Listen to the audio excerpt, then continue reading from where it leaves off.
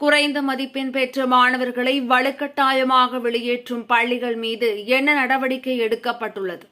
மறுமலர்ச்சி மக்கள் இயக்கத்தின் ஒருங்கிணைப்பாளர் ஈஸ்வரன் ஆவேசம். தமிழகத்தில் சில பள்ளிகளில் குறைந்த மதிப்பெண்கள் பெற்ற மாணவர்களுக்கு வலுக்கட்டாயமாக மாற்றுச் சான்றிதழ்கள் கொடுத்து வெளியேற்றும் நிகழ்வுகள் ஓரிரு இடங்களில் நடைபெற்று வருகின்றன. இந்நிலையில் இதுகுறித்து தமிழக அரசு நடவடிக்கை எடுக்க வேண்டும், அந்த பள்ளிகள் மீது நடவடிக்கை எடுக்க வேண்டும் என மறுமலர்ச்சி மக்கள் இயக்கத்தின் ஒருங்கிணைப்பாளர் ஈஸ்வரன் கோவை மாவட்ட ஆட்சியர் அலுவலகத்தில் மனு அளித்தார்.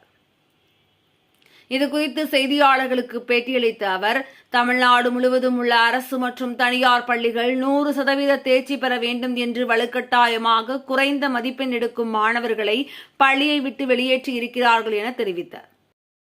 தமிழ்நாடு முழுவதும் இருக்கின்ற அரசு பள்ளிகள், தனியார் பள்ளிகளில் 10ஆம் வகுப்பு 12ஆம் வகுப்பில் 100% தேர்ச்சி அடைய வேண்டும் என்பதற்காக வலுக்கட்டாயமாக குறைவாக மதிப்பெண் எடுக்கின்ற மாணவர்களை பள்ளியை விட்டு வெளியேற்றுகின்றார்கள். நாங்கள் கண்டுபிடித்து ஒரு சில மாணவர்களை போராடி அந்த பள்ளியிலே மீண்டும் சேர்த்து விட்டோம். ஆனால் தமிழ்நாடு முழுவதும் உள்ள அனைத்து பள்ளிகளிலும் ஆயிரக்கணக்கான மாணவர்கள் பள்ளிகளை விட்டு வெளியேற்றிக் கொண்டிருக்கிறார்கள். இது வன்மையாக கண்டிக்கின்றோம். உடனடியாக தமிழ்நாட்டினுடைய பள்ளி கல்வித்துறை அமைச்சர் ஒரு அறிக்கை வெளியிட வேண்டும். எந்த பள்ளியிலிருந்து எந்த மாணவர்கள் மாற்றுச் சான்றிதழ் கொடுத்து வெளியேற்றப்பட்டாலும் உடனடியாக அதே பள்ளியில் மீண்டும் சேர்க்கப்பட வேண்டும் என்ற அறிவிப்பை தமிழ்நாட்டினுடைய பள்ளி கல்வித்துறை அமைச்சர் வெளியிட வேண்டும் என்று நாங்கள் கோரிக்கை வைக்கின்றோம். அதே போல கட்டாய கல்வி உரிமை சட்டத்தில் 1 கிலோமீட்டருக்கு உள்ளாக இருக்கின்ற மாணவர்களை மட்டுமே சேர்க்கின்றார்கள். ஆனால் நீதிமன்ற தீர்ப்பு 1 கிலோமீட்டருக்கு அப்பால் இருந்தாலும் பள்ளிக்கூடத்தில் இடம் இருந்தால் சேர்த்துக் கொள்ள வேண்டும் என்று நீதிமன்ற தீர்ப்பு வந்திருக்கின்றது. கோவையிலேயே 2 மாணவர்கள் அந்த தீர்ப்பை பெற்றிருக்கிறார்கள். அந்த தீர்ப்பை தமிழ்நாடு முழுவதும் உள்ள அனைத்து பள்ளிகளுக்கும் அனைத்து மாணவர்களுக்கும் நீங்க அமல்படுத்தணும்னு அறிக்கை வரணும். தமிழ்நாட்டினுடைய பள்ளி கல்வித்துறை அமைச்சர். எத்தனை மாணவர்கள் கோர்ட்டுக்கு போக முடியும்? அப்ப கோர்ட்டுக்கு போன மாணவர்கள் சேர்த்துக்கிறீங்க, கோர்ட்டே தெரியாத மாணவர்கள், அந்த கிராமத்திலிருந்து வெளியே போகாத மாணவர்களுக்கு எங்க போய் இருக்கும், எங்க போய் கண்டுபிடிப்பாங்க?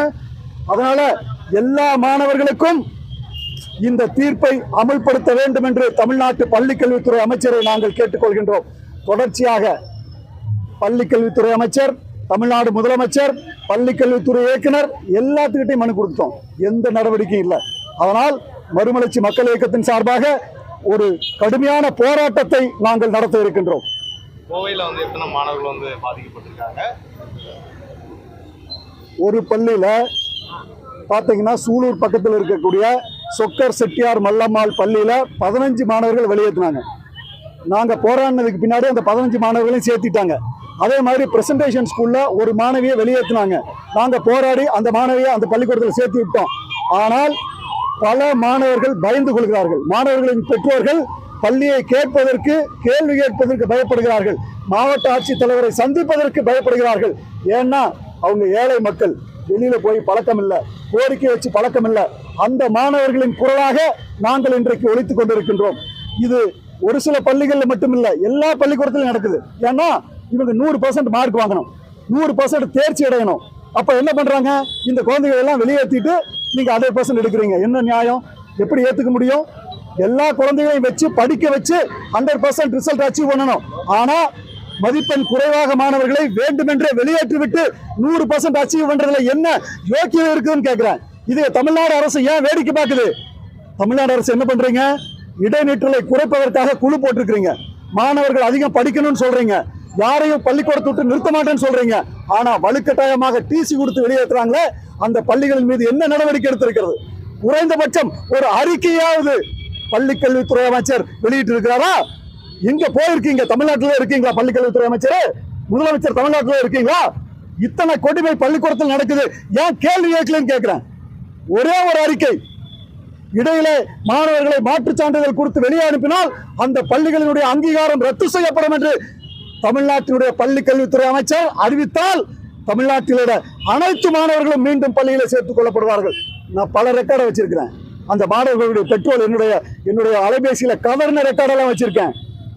பள்ளி கல்வித்துறை அமைச்சர் கேட்டா நான் கொடுப்பேன். எவ்வளவு கொடுமையான விஷயம்! அந்த குழந்தைகளை எங்கேயும் படிக்க வைக்க முடியாம ஊர் சுத்திட்டு இருக்காங்க, புலம்பி இருக்கிறாங்க பெற்றோர்கள். இது பல வருடங்களாக நடந்து கொண்டிருக்கிறது. இந்த வருடம் இதற்கு முற்றுப்புள்ளி வைக்க வேண்டும் என்று நாங்கள் கேட்டுக்கொள்கின்றோம்.